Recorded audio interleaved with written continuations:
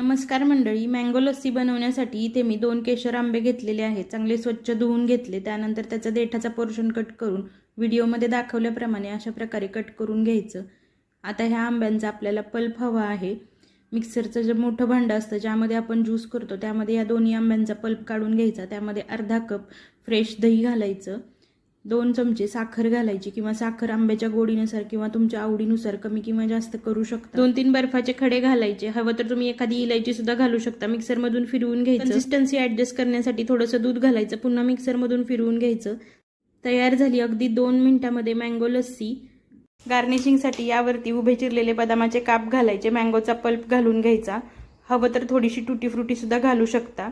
तयार झाली मस्त फ्लेवरफुल अशी मँगो लस्सी. कशी वाटली हे कमेंट करून नक्की सांगा. तुम्ही सुद्धा नक्की बनवून बघा. आवडली तर लाईक करा, शेअर करा. फेसबुक इंस्टाग्रामवरती फॉलो करा. यूट्यूबवर सबस्क्राईब करा. थँक्यू.